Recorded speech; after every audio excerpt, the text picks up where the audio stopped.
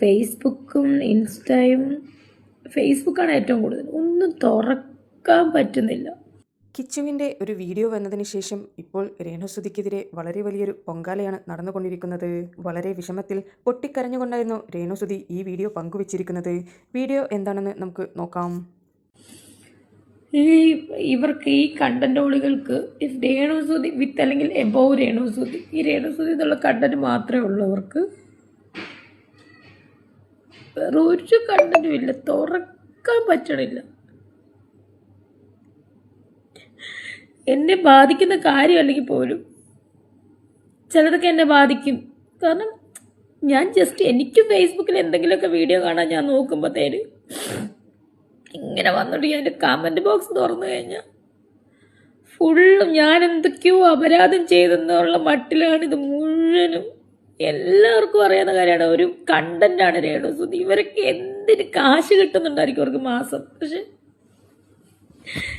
ഇതിപ്പോൾ ആഘോഷിക്കാൻ ഈ ഒരു വീഡിയോ ഞാൻ ഇട്ട് കഴിഞ്ഞ് ഇത് ആഘോഷിക്കാൻ ആൾക്കാർ കാണും ഇഷ്ടം പോലെ. അവള് കള്ളക്കരച്ചിലുമായിട്ട് ഇറങ്ങി, അവള് മുതലക്കരച്ചിലുമായിട്ട് ഇറങ്ങി. ഞാനും ഒരു മനുഷ്യനാണ്, മനസ്സിലായോ? എനിക്ക് വേണമെങ്കിൽ ഇപ്പോൾ സൂയിസൈഡ് ചെയ്യാം, കാരണം ഇത് കേൾക്കാതിൻ്റെ അപ്പുറം ഞാൻ കേട്ട്. പക്ഷെ ചില കാര്യങ്ങൾ എന്നെ ബാക്കിലോട്ട് നിർത്തുവാണ്, ചില കാര്യങ്ങൾ എന്നെ പിടിച്ചു വെക്കുവാണ് സൂയിസൈഡ് ചെയ്യാതിരിക്കാൻ വേണ്ടിയിട്ട്, മനസ്സിലായോ? പക്ഷെ എനിക്കറിയില്ല, ഇത് ഈ നിരന്തരം ഈ നെഗറ്റീവ് ഓളുകളുടെ ഇതെനിക്ക് സ്ട്രെസ് താങ്ങാനാവാതെ ചിലപ്പോൾ ഞാൻ അങ്ങനെ തന്നെ ചെയ്യുമായിരിക്കും.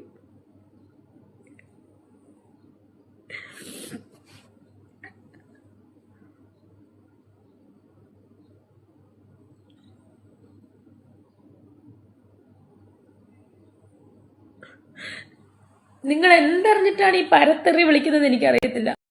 രേണുസുതിയെ മാത്രം കണ്ടന്റാക്കുന്നവരോട് ഒരു കാര്യം പറയട്ടെ, നിങ്ങൾ അവരെ ഒന്ന് വിട്ടുപിടിക്കൂ. അവർ എന്താണെന്ന് വെച്ചാൽ കാണിക്കട്ടെ. നിങ്ങൾക്ക് താല്പര്യമില്ലെങ്കിൽ അവരുടെ വീഡിയോസ് കാണണ്ട. എന്തിനാണ് അവരെ തന്നെ പിന്തുടർന്ന് അവർക്ക് അനാവശ്യമായിട്ടുള്ള ഹൈപ്പെല്ലാം നൽകുന്നത്? അവർ യൂട്യൂബിൽ വീഡിയോ ഇടുകയോ എക്സ്ക്ലൂസീവ് കണ്ടന്റ് എന്ന പേരിൽ സബ്സ്ക്രിപ്ഷൻ ചെയ്ത് കാശുണ്ടാക്കുകയോ എന്ത് വേണമെങ്കിലും ചെയ്തോട്ടെ.